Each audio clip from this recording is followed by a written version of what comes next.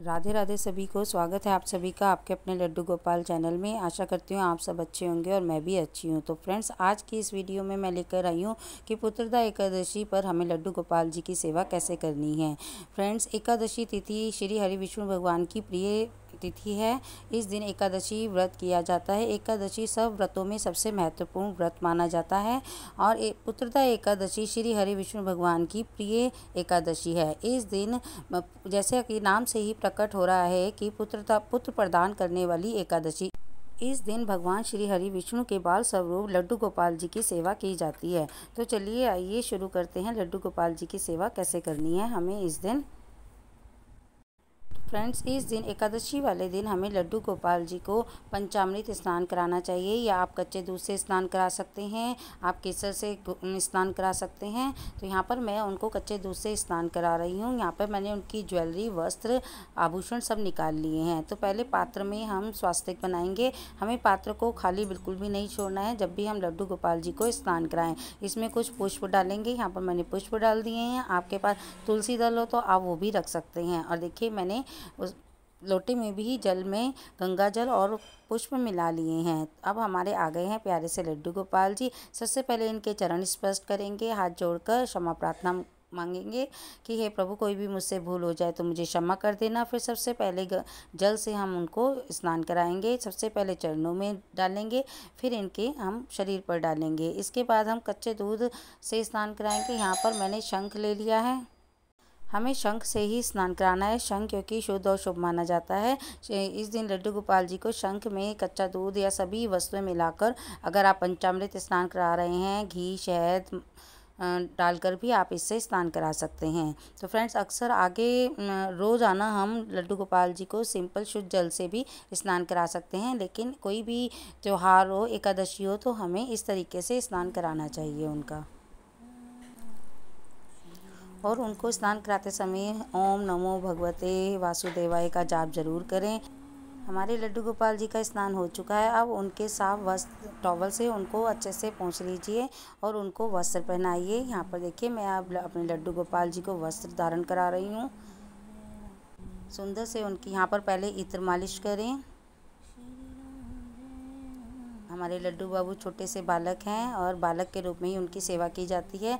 तो उनको उसी प्रकार से रखा जाता है जैसे एक छोटे बालक को रखा जाता है। तो ये देखिए, यहाँ पे हमारे लड्डू ने छोटी सी प्यारी सी सुंदर सी पोशाक धारण कर ली है। अब उनको हम ज्वेलरी प्रदान करेंगे। ये देखिए, यहाँ पर मैंने उनको सुंदर सा हार भी पहना दिया है। उनके कड़े, उनके कानों के कुंडल, जो भी वस्तुएं आपके पास हों वो सब पहनाइए। उनका सुंदर सा श्रृंगार कीजिए अपने लाला का। और ये देखिए, मैंने मुकुट भी उनको धारण करा दिया है। इसके बाद इत्र लगाएंगे उनके वस्त्रों पर भी। उनको बांसुरी देंगे। बांसुरी उनकी प्रिय वस्तु है। और फिर उनको दर्पण दिखाएंगे। यहाँ पर दर्पण दिखाना बहुत ज़रूरी है। और फ्रेंड्स देखिए, मैंने मंदिर में विराजमान कर दिया है अपने लड्डू गोपाल जी को। मेरे पास बाल राधा रानी भी है। मैं दोनों की पूजा करती हूँ और मैंने मंदिर में ही अपने सभी भगवानों को विराजमान किया हुआ है। मैं अलग से चौकी नहीं लगाती हूँ। एकादशी वाले दिन आपको अलग से चौकी लगाने की ज़रूरत नहीं है। और फ्रेंड्स देखिए, श्री हरि विष्णु भगवान के अवतार मेरे पास राधा कृष्ण के रूप में भी हैं, तो वो भी मंदिर में विराजमान है। तो मैं इन सब की पूजा मंदिर में ही करती हूँ। धूप दीप, सबसे पहले दीपक जलाएंगे, धूप दीप करेंगे और उसके बाद हम सबसे पहले उनको तिलक लगाएंगे। चंदन का तिलक अपने लड्डू गोपाल जी को और अपने श्री हरि विष्णु जी को लगाएंगे। मंदिर में जितने भी भगवान जी हैं सबकी आप पूजा करेंगे आज के दिन। फ्रेंड्स देखिए, मैं यहाँ पर केसर का तिलक लगा रही हूँ और उसके बाद हमें फूल समर्पित करने हैं।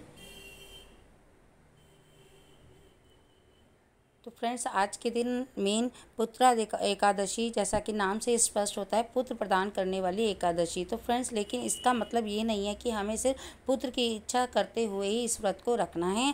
हमें भगवान के आगे प्रार्थना करनी है कि हे प्रभु, आप पुत्र या पुत्री जो भी हमारे जीवन में संतान के रूप में दीजिए, हम उसे स्वीकार करते हैं। कम से कम हमें आप माता पिता का सुख तो प्रदान कर ही रहे हैं, तो इसलिए प्रार्थना ऐसी करनी चाहिए कि आप जो भी हमें दीजिए, पुत्र या पुत्री, हमें स्वीकार रहेगा। तो फ्रेंड्स, बिल्कुल भी निराश नहीं होना है इस चीज़ के लिए कि भगवान ने हमें पुत्र नहीं दिया। पुत्र या पुत्री दोनों आज के टाइम में एक समान हैं और भगवान की नज़रों में भी सब एक समान हैं। तो बस उनके आगे यही प्रार्थना करते हैं, प्रभु आप जो भी हमें दीजिए बस स्वस्थ दीजिए और हम उनका लालन पोषण अच्छे प्रकार से कर सकें। हमारे धन धान्य हमें दीजिए जिससे हम अपने घर का, परिवार का, बच्चों का लालन पोषण अच्छे प्रकार से कर सकें। तो फ्रेंड्स हमें, और अगर आपको बिल्कुल भी निराश नहीं होना है, अगर आपको पुत्र प्राप्त नहीं होता है, पुत्री ही प्राप्त होती है, तो उसी में ही आप, क्योंकि पुत्र पुत्री का संबंध जो है हमारे पूर्व जन्मों के प्रभाव से ही हमें मिलता है।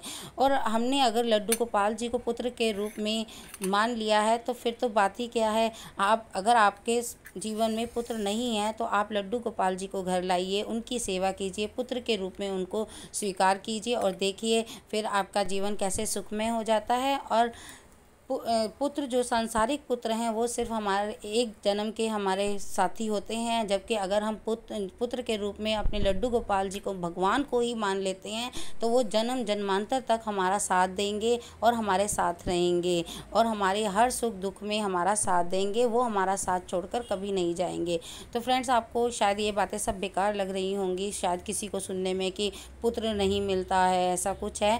फ्रेंड्स मेरे भी 2 पुत्रियाँ हैं, मेरा भी कोई पुत्र नहीं है, तो मैंने लड्डू गोपाल जी को ही पुत्र के रूप में स्वीकार कर लिया है और वही अब मेरे पुत्र हैं। और मेरे घर में किसी चीज़ की कोई कमी नहीं है, मेरे घर में सुख शांति समृद्धि धन धान्य सब कुछ भरपूर है और लड्डू गोपाल जी को ही हम अपने पुत्र के रूप में मानते हैं। सब घर में उनकी पुत्र के रूप में ही सेवा करते हैं। तो फ्रेंड्स आप इस वीडियो को सुनकर समझ ही गए होंगे मेरा क्या कहने का विचार है। तो फ्रेंड्स बस मैं यही चाहती हूँ, आप प्रभु के आगे बस प्रार्थना कीजिए कि हमें जो भी संतान प्राप्त हो, स्वस्थ हो, और आप पुत्र या पुत्री के रूप में जो भी हमें संतान दें, हमें सिर्फ माता पिता का सुख प्राप्त हो। तो फ्रेंड्स यही इच्छा करते हुए मैंने आपको ये वीडियो शेयर किया है। आशा करती हूँ आपको ये वीडियो अच्छा लगा होगा। तो फ्रेंड्स अपने लड्डू गोपाल जी की सेवा कीजिए। इनकी एकादशी के दिन अन्न का प्रयोग नहीं किया जाता है, तो मैं इसका अलग से भोग की सेवा का वीडियो डाल दूँगी। और किस दिन एकादशी है, कब आपको व्रत रखना है और कब पारण करना है, इसका वीडियो भी मैंने डाल दिया है, आप वहाँ जाकर देख सकते हैं। और कथा का वीडियो भी मैं अपलोड कर दूँगी, आप वहाँ जाकर सुन सकते हैं। तो आशा करती हूँ आपको मेरा ये वीडियो पसंद आया होगा। मिलते हैं नेक्स्ट वीडियो में, तब तक के लिए राधे राधे।